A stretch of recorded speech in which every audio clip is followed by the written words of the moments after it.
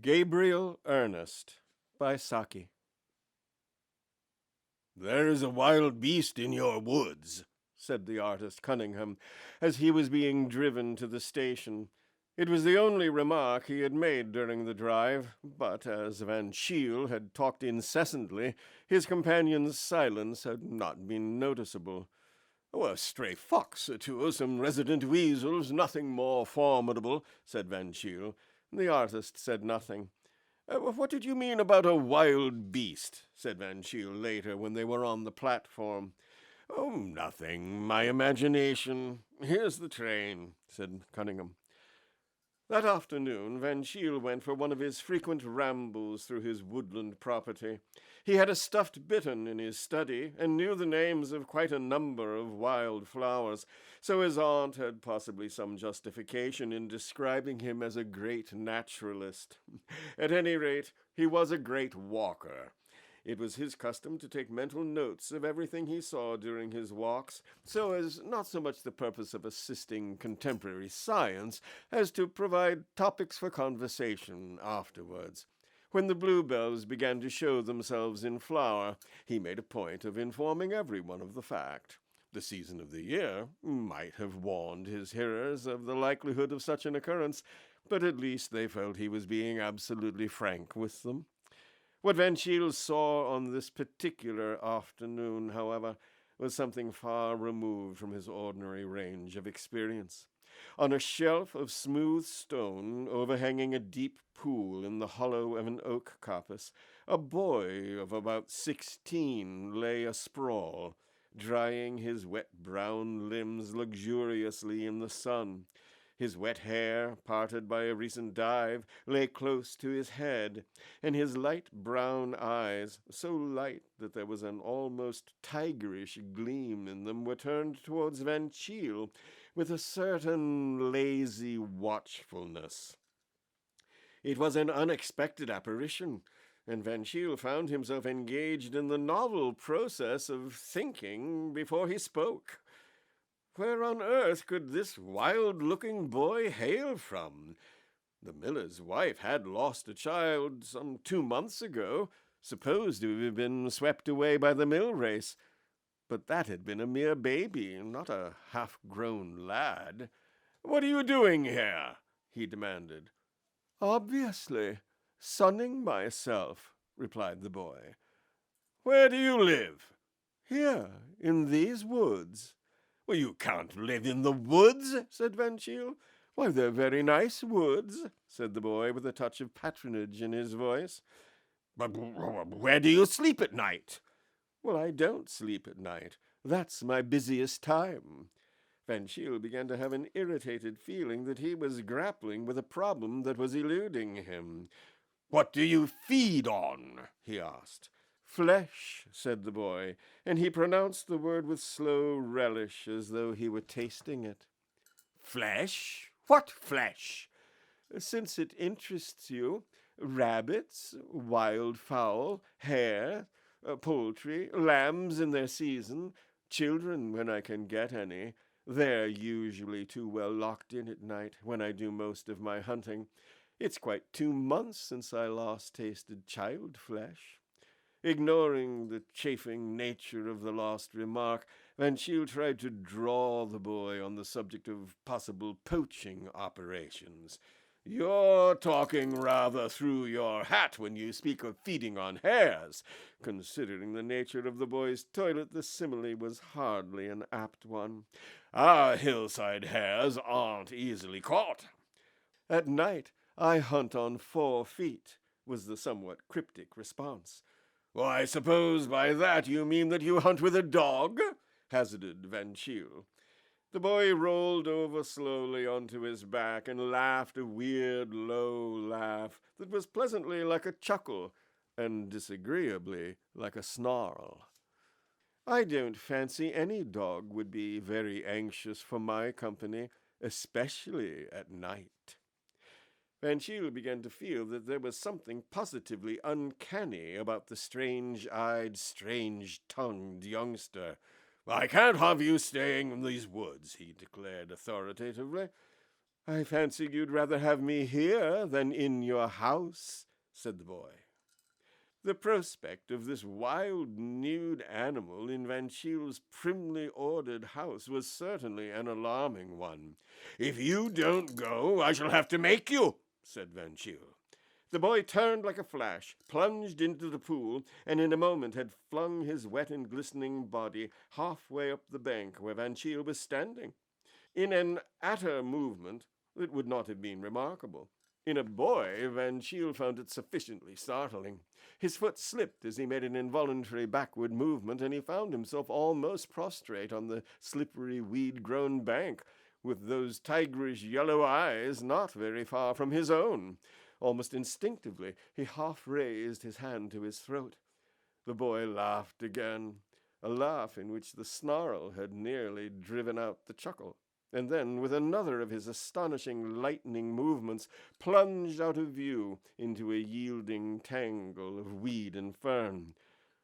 "What an extraordinary wild animal!" said Van Cheele as he picked himself up, and then he recalled Cunningham's remark, "There's a wild beast in your woods." Walking slowly homeward, Van Cheele began to turn over in his mind various local occurrences which might be traceable to the existence of this astonishing young savage. Something had been thinning the game in the woods lately. Poultry had been missing from the farms, hares were growing unaccountably scarcer, and complaints had reached him of lambs being carried off bodily from the hills. Was it possible that this wild boy was really hunting the countryside in company of some clever poacher dogs? He had spoken of hunting 4-footed by night, but then again he had hinted strangely at no dog caring to come near him, especially at night. It was certainly puzzling. And then, as Van Cheele ran his mind over the various depredations that had been committed during the last month or two, he came suddenly to a dead stop, alike in his walk and his speculations. The child missing from the mill 2 months ago. The accepted theory was that it had tumbled into the mill race and had been swept away. But the mother had always declared that she had heard a shriek on the hillside of the house in the opposite direction from the water. It was unthinkable, of course, but he wished that boy had not made that uncanny remark about child flesh eaten 2 months ago. Such dreadful things should not be said even in fun. Van Cheele, contrary to his usual wont, did not feel disposed to be communicative about his discovery in the wood. His position as a parish councillor and justice of the peace seemed somehow compromised by the fact that he was harboring a personality of such doubtful repute on his property. And there was even a possibility of a heavy bill of damages for raided lambs and poultry that might be laid at his door. At dinner that night, he was quite unusually silent.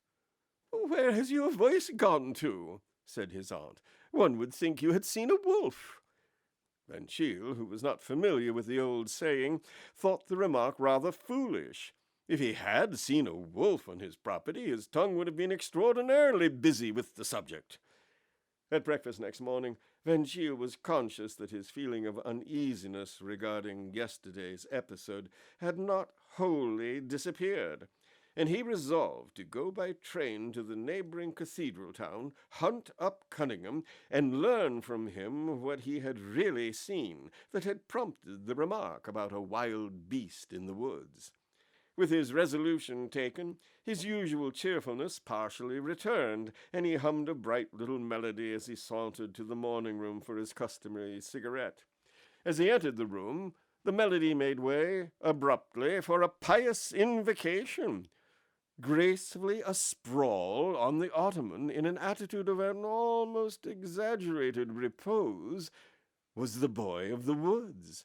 He was drier than when Van Cheele had last seen him, but no other alteration was noticeable in his toilet. "How dare you come here?" said Van Cheele furiously.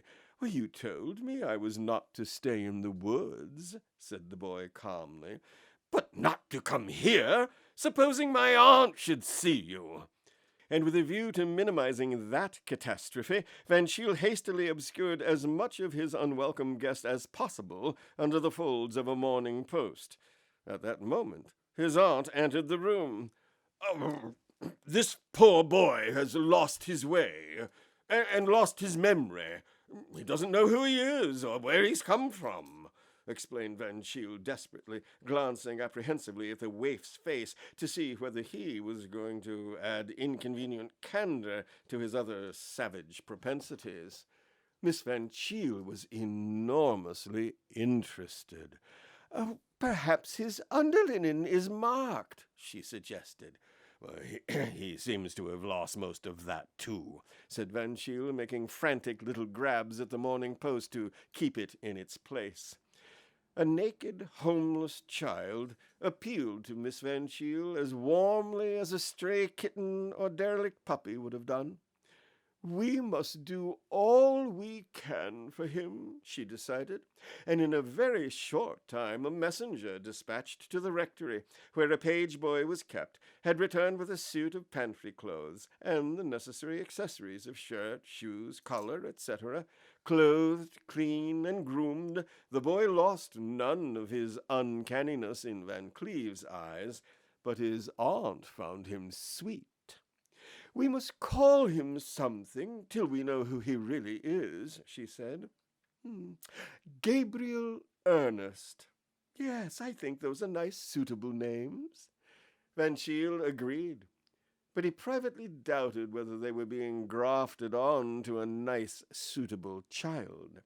His misgivings were not diminished by the fact that his staid and elderly spaniel had bolted out of the house at the first incoming of the boy, and now obstinately remained shivering and yapping at the farthest end of the orchard, while the canary, usually as vocally industrious as Van Shiel himself, had put itself on an allowance of frightened cheeps. More than ever, he was resolved to consult Cunningham without loss of time. As he drove off to the station, his aunt was arranging that Gabriel Ernest should help her entertain the infant members of her Sunday school class at tea that afternoon. Cunningham was not at first disposed to be communicative. "My mother died of some brain trouble," he explained, "so you will understand why I'm averse to dwelling on anything of an impossibly fantastic nature that I may see or think that I have seen." "But what did you see?" persisted Van Shiel. "Well, what I thought I saw was something so extraordinary that no really sane man could dignify it with the credit of having actually happened. I was standing the last evening I was with you, half hidden in the hedge growth by the orchard gate, watching the dying glow of the sunset.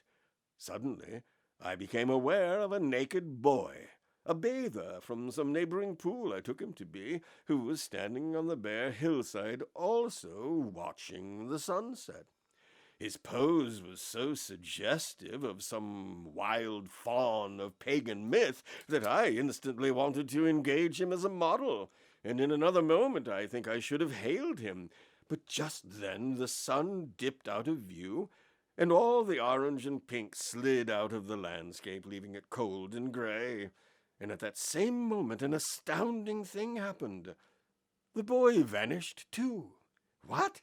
Vanished away into nothing?" asked Van Shiel excitedly. "No, that is the dreadful part of it," answered the artist. "On the open hillside where the boy had been standing a second ago stood a large wolf, blackish in color, with gleaming fangs and cruel yellow eyes.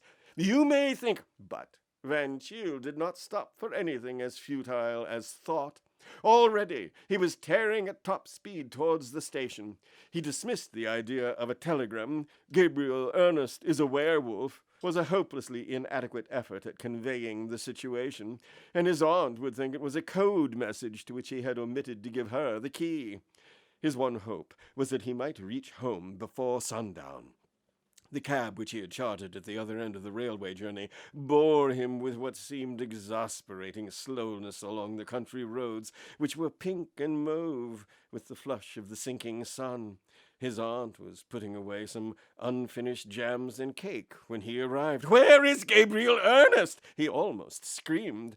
"Why, he is taking the little Toop child home," said his aunt. "It was getting so late, I thought it wasn't safe to let it go back alone. What a lovely sunset, isn't it?" But Van Cheele, although not oblivious of the glow in the western sky, did not stay to discuss its beauties. At a speed for which he was scarcely geared, he raced along the narrow lane that led to the home of the Toops.